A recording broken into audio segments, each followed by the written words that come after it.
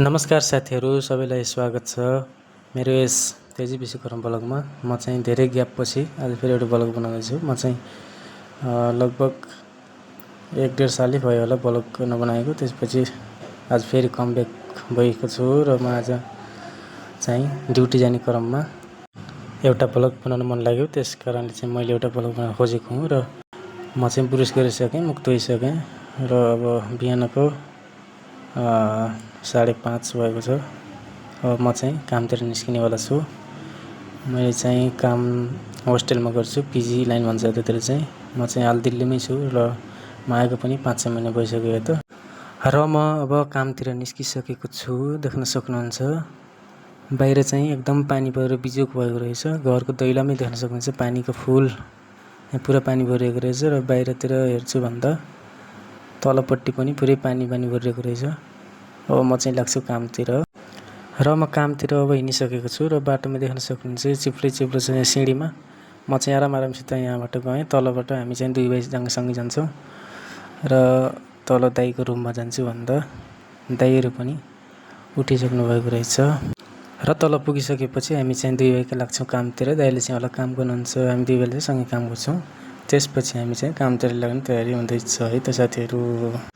दाइको रुमबाट चाहिँ हामी चाहिँ 2 भाइ काममा निस्किँदैछौँ र बाहिर निस्किने क्रममा एकदम पानी झन् धेरै बढिरहेको रहेछ र हामी चाहिँ कपडा हालेर प्लास्टिकमा कपडा हालेर फोन प्लास्टिकमा हालेर हामी चाहिँ निस्क्यौँ कामतिर त निस्क्यौँ। तर पानी चाहिँ एकदम भरिएको रहेछ बाटोमा र हाम्रो चाहिँ घोडा पानी लगभग आएको थियो। त्यहाँ हामी बस्ने ठाउँमा चाहिँ ग्रेटर नोइडा बिटा 2 भनेर चिनिन्छ। यो ठाउँमा चाहिँ तपाईँहरू पनि यहाँ कोही हुनुहुन्छ भने कमेन्ट गर्न सक्नुहुन्छ।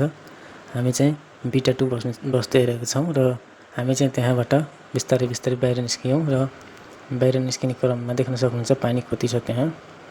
हाम्रो चाहिँ पुरै नै कपडा भिजेको थियो र त्यहाँ मेन रोडमा निस्किन सफल भयौँ।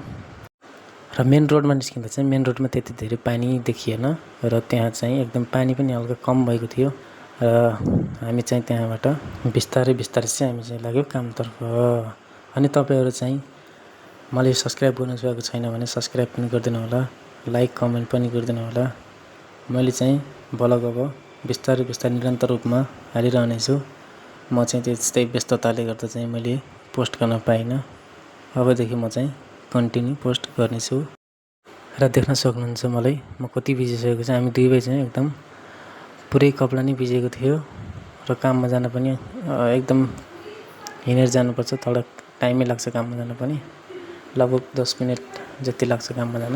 र तपाईँहरूलाई म एउटा रिक्वेस्ट गर्न चाहन्छु, सबैजना जति पनि नयाँ हुनुहुन्छ सब्सक्राइब नगर्नुभएका सबैजनाले सब्सक्राइब गरिदिनु होला एकचोटि, किनकि सब्सक्राइब एकदम कम छ, मेरो 120 मात्र छ। त्यसैले चाहिँ सब्सक्राइब अलि धेरै बढाइदिनु होला।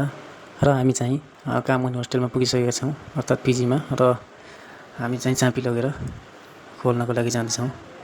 हामी चाहिँ जति ढिलो जति चाँडै आए पनि 7:30सम्म नास्ता रेडी गर्नुपर्ने छ। त्यस कारणले चाहिँ चाँडै आए पनि ढिलो आए पनि आफै माथि हुन्छ पर्छ। त्यस कारणले चाहिँ हामी चाहिँ आज चाहिँ एकदम लेट भएको छ र हामीले चाहिँ चाहिने सामान सबै लिएर आयौँ। प्याज, टमाटर, आलु जस्तै अब सब्जीहरू सबै लिएर आयौँ र हामीले चाहिँ अब कटिङ गर्छौँ। कटिङ गरेपछि हामी चाहिँ आज ब्रेकफास्टमा रहेको छ पुलाउ र लन्चमा जान्छ रोटी सब्जी चाहिँ आज सोयाबिन आलु रहेको छ।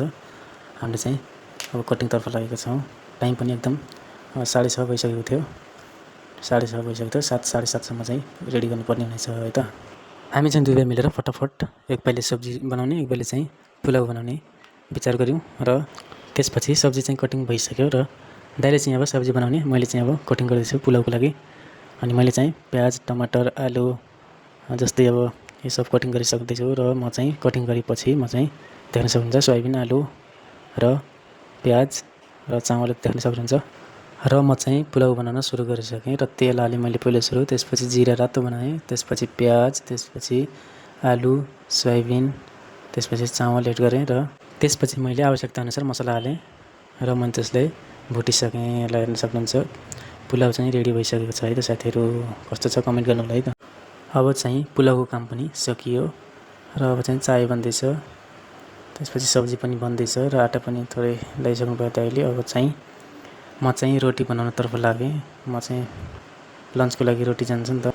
लन्चको लागि चाहिँ रोटी लगभग अब प्याक भइसक्यो।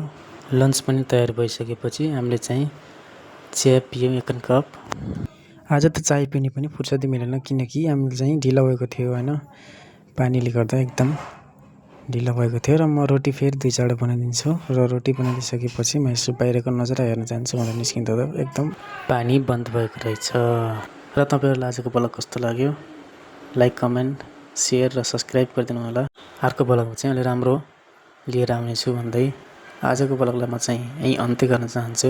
यदि तपाईँको मोबाइलमा यो ब्लग आएको छ भने एक लाइक गरिदिनु होला है त भन्दै नेक्स्ट ब्लगमा भेट्ने बाचा गर्दै बिदा हुन चाहन्छु। Bye bye, see you.